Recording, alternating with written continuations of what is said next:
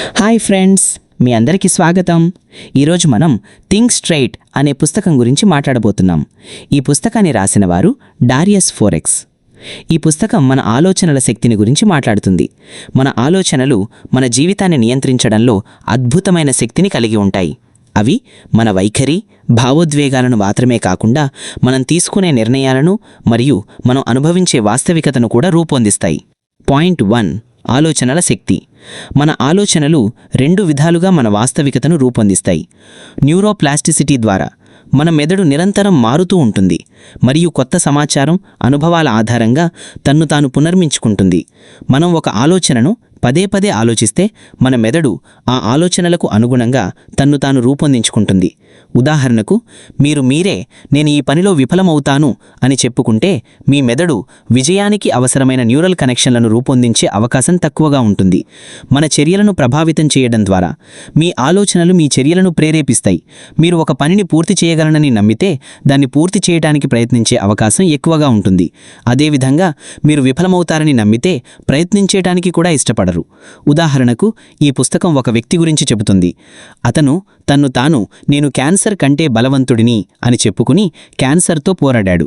మరొక వ్యక్తి తన్ను తాను నేను అజేయుడిని అని చెప్పుకుని వ్యాపారంలో విజయం సాధించాడు. పాయింట్ 2, పరిమితం చేసే నమ్మకాలను గుర్తించడం. తరచుగా మన సొంత ఆలోచనలే మన విజయం మరియు ఆనందానికి అడ్డంకులుగా ఉంటాయి. ఇవి పరిమితం చేసే నమ్మకాలు, అంటే లిమిటింగ్ బిలీఫ్స్ అని అంటారు. ఇవి మనలో లోతుగా ఉండే ఆలోచనలు. ఇవి మనం ఏమి చెయ్యగలమో లేదా చెయ్యలేమో నమ్మేలా చేస్తాయి.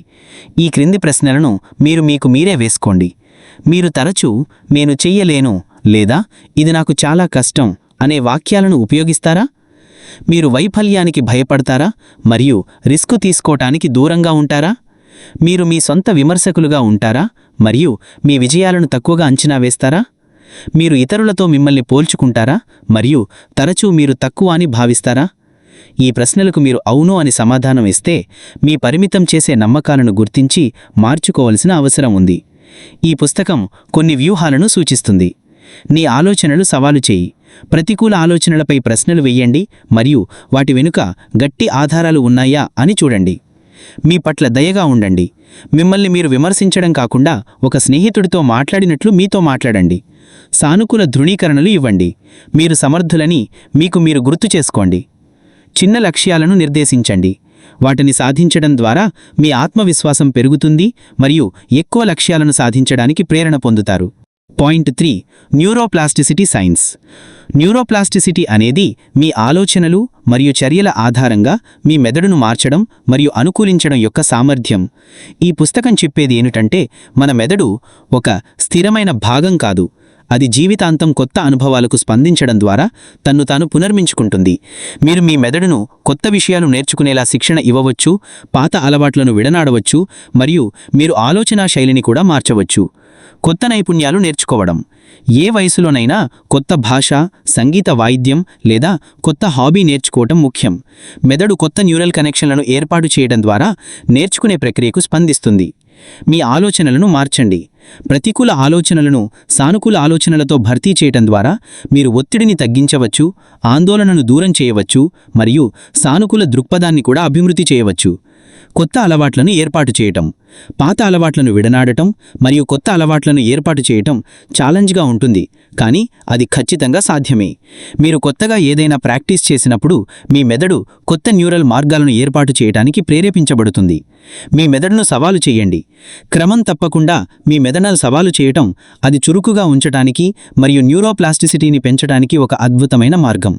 పజిల్స్ చేయడం, కొత్త ప్రదేశాలకు వెళ్లడం, కొత్త విషయాలు చదవటం లాంటివి మీ మెదడును ఉత్తేజపరిచే మంచి మార్గాలు. పాయింట్ 4, స్వయం అవగాహనను డెవలప్ చేయటం.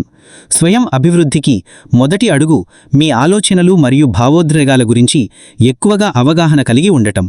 అంటే మీరు ఏమి ఆలోచిస్తున్నారు, ఎలా భావిస్తున్నారు అని నిరంతరం మీరే ప్రశ్నించుకోవాలి. ఆ ఆలోచనలు లేదా భావోద్వేగాలు మంచివా లేదా చెడ్డవా అని నిర్ధారించకుండా ఆ తటస్థ పరిశీలన పద్ధతిని అవలంబించాలి. ఈ పుస్తకం స్వయం అవగాహనను పెంచటానికి కొన్ని టెక్నిక్లను సూచిస్తుంది. మైండ్ఫుల్ మెడిటేషన్, జర్నలింగ్, భావోద్వేగాలను గుర్తించడం మరియు లేబుల్ చేయటం. మీరు మీ ఆలోచనలు మరియు భావోద్వేగాల గురించి ఎంత ఎక్కువగా అవగాహన కలిగి ఉంటారో అంత ఎక్కువగా వాటిని అర్థం చేసుకోగలరు మరియు వాటిని నియంత్రించగలరు. పాయింట్ 5 కృతజ్ఞత ఆచరణ మరియు యూహించడం. మీ జీవితంలోని గుణాల గురించి ఆలోచించడాన్ని కృతజ్ఞత ఆచరణ అంటారు. ఇది మీ ఆలోచనలను సానుకూలంగా మార్చడానికి మరియు మీ జీవితంలో ఆనందం సంతృప్తిని పెంచడానికి సహాయపడుతుంది. ప్రతిరోజు కృతజ్ఞతలు రాయండి. మీరు ఎంత చిన్న విషయాలకైనా కృతజ్ఞతగా ఉన్న వాటిని రాయండి. ఇది మీ సానుకూల దృక్పథాన్ని పెంచుతుంది. కృతజ్ఞతా క్షణాలపై దృష్టి పెట్టండి. అందమైన సూర్యాస్తమయం లేదా మీరు ఆరోగ్యంగా జీవించి ఉన్నారు అనే వాస్తవికత వంటి క్షణాలను గుర్తించండి. ఇతరులకు ధన్యవాదాలు చెప్పండి. ఎవరైనా మీకోసం ఏదైనా మంచి చేస్తే వారికి ధన్యవాదాలు చెప్పడం మర్చిపోకండి. ఇది మీ సంబంధాలను బలోపేతం చేస్తుంది. విజువలైజేషన్ అనేది ఒక శక్తివంతమైన సాధనం. దీని ద్వారా మీరు మీ లక్ష్యాలను సాధించడం మరియు కోరిన భవిష్యత్తును సాకారం చేసుకోవచ్చు. మీ కళ్ళు మూసుకొని మీ లక్ష్యాలను సాధించినట్లు యూహించండి. ఎక్కువ వివరాలతో మీరు ఎలా భావిస్తున్నారు, ఎక్కడ ఉన్నారు, మీ చుట్టూ ఏమి జరుగుతోంది అని యూహించండి. ఈ యూహల సమయంలో ఉత్పన్నమైన సానుకూల భావోద్వేగాలను ఉపయోగించి మీ లక్ష్యాలను సాధించడానికి ప్రేరణ పొందండి. పాయింట్ 6 లక్ష్యాలను నిర్దేశించడం మరియు సాధించడం. మీ కలలను వాస్తవంగా మార్చటానికి స్పష్టమైన లక్ష్యాలు నిర్దేశించడం, అడ్డంకులను అధిగమించడం మరియు నిరంతరం ప్రేరణతో ఉండటం చాలా ముఖ్యం. స్పష్టమైన లక్ష్యాలు నిర్దేశించడం. లక్ష్యాలు ఎల్లప్పుడూ స్మార్ట్ అంటే స్పెసిఫిక్, మెజరబుల్, అచీవబుల్, రెలెవెంట్ మరియు టైమ్ బౌండ్ ఉండాలి. ఉదాహరణకు, నేను ఫిట్గా ఉండాలనుకుంటున్నాను అనేది ఒక కోరిక, కానీ ముందు 3 నెలల్లో 5 కిలోల బరువు తరుగుతాను అనేది స్పష్టమైన లక్ష్యం. లక్ష్యాలను రాయండి. మీ లక్ష్యాలను కాగితంపై రాసి వాటిని తరచూ చూసే చోటు ఉంచండి. ఇది మీకు ప్రేరణగా ఉండి ట్రాక్లో ఉండేలా చేస్తుంది. అడ్డంకులను అధిగమించడం. మార్గంలో వచ్చే సవాళ్లను ముందుగానే గుర్తించండి. ప్రతి అడ్డంకికి ఒక దృఢమైన ప్రణాళికను రూపొందించండి. ప్రేరణతో ఉండటం. చిన్న విజయాలను జరుపుకోండి, సానుకూల భావోద్వేగాలను కొనసాగించండి మరియు మిమ్మల్ని ప్రేరణించే వ్యక్తులతో సమయం గడపండి. పాయింట్ 7 సంబంధాలను బిల్డ్ చేయటం.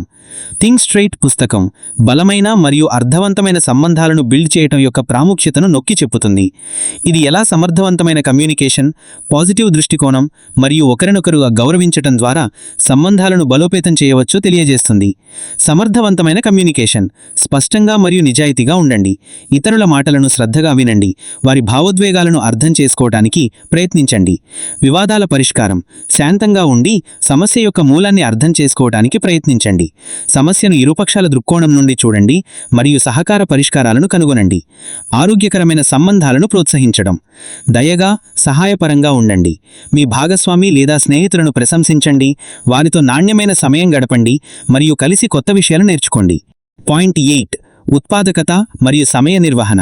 థింక్ స్ట్రెయిట్ పుస్తకం ఉత్పాదకత మరియు సమయ నిర్వహణను మెరుగుపరచడానికి కొన్ని ముఖ్యమైన వ్యూహాలను సూచిస్తుంది. పనులకు ప్రాధాన్యత ఇవ్వటం. మీ పనులను వాటి ప్రాధాన్యత మరియు సమయ పరిమితి ఆధారంగా ప్రాధాన్యత ఇవ్వండి. ABCDE పద్ధతిని ఉపయోగించండి. A అతి ముఖ్యమైన మరియు తప్పనిసరి పనులు. B ముఖ్యమైన మరియు తక్షణం కానివి. C తక్కువ ముఖ్యమైన కానీ అవసరమైనవి. D ముఖ్యమైనవి కానివి మరియు తప్పనిసరి కానివి. అలసత్వాన్ని తొలగించడం. సోషల్ మీడియా, ఫోన్ నోటిఫికేషన్లు, శబ్దం వంటి బాహ్య అలసత్వాలను మరియు ఆందోళనలు, ప్రతికూల ఆలోచనలు వంటి అంతర్గత అలసత్వాలను తొలగించండి. సమర్థవంతంగా పనిచేయటం. ఒకేసారి ఒక పనిపై దృష్టి పెట్టండి. మల్టీటాస్కింగ్ని విడనాడండి. చిన్న విరామాలు తీసుకోండి మరియు ఆటోమేషన్ సాధనాలను ఉపయోగించండి. పాయింట్ 9 ఆర్థిక నిర్వహణ. ఈ పుస్తకం నేరుగా ఆర్థిక నిర్వహణపై దృష్టి సారించకపోయినా మీ ఆర్థిక జీవితాన్ని మెరుగుపరచడానికి సహాయపడే కొన్ని సూత్రాలను చెబుతుంది. సమాచారంతో నిర్ణయాలు తీసుకోవటం. మీ ఆర్థిక పరిస్థితిని అంచనా వేసి స్పష్టమైన మరియు కొలవగలిగిన ఆర్థిక లక్ష్యాలను నిర్దేశించండి. అప్పుల నిర్వహణ. మీ అప్పులను ట్రాక్ చేయండి. వడ్డీ రేట్లను తగ్గించడానికి మార్గాలను కనుగొనండి. పొదుపు అలవాటు. క్రమంగా పొదుపు చేయండి. మీ పొదుపును తెలివిగా నెట్టుబడి పెట్టండి మరియు మీ ఖర్చులను ట్రాక్ చేయండి. Point 10 overall health. మీ శారీరక, మానసిక మరియు భావోద్వేగ శ్రేయస్సే మీ ఓవరాల్ హెల్త్లో భాగం. ఈ ప్రాంతాలలో ఆరోగ్యకరమైన అలవాట్లను అవలంబించడం ద్వారా మీరు మీ ఓవరాల్ హెల్త్ను మెరుగుపరచవచ్చు. ఒత్తిడి నిర్వహణ. మీ ఒత్తిడి మూలాలను గుర్తించి గాఢశ్వాస, ధ్యానం, యోగా మరియు వ్యాయామం లాంటి ఆరోగ్యకరమైన ఒత్తిడి నిర్వహణ టెక్నిక్లను ప్రాక్టీస్ చేయండి. నిద్రను మెరుగుపరచటం. క్రమంగా నిద్ర షెడ్యూల్ను అనుసరించండి, సౌకర్యవంతమైన నిద్రా వాతావరణాన్ని సృష్టించండి మరియు కెఫీన్, ఆల్కహాల్ వినియోగాన్ని పరిమితం చేయండి. శారీరక మరియు మానసిక ఆరోగ్యాన్ని పెంచడం. సమతుల్య ఆహారం తీసుకోండి, క్రమంగా వ్యాయామం చేయండి మరియు బలమైన సామాజిక సంబంధాలను కొనసాగించండి. ఫ్రెండ్స్, ఈ బుక్ సమ్మరీ మీకెలా అనిపించింది? కామెంట్ చేసి తప్పకుండా చెప్పండి.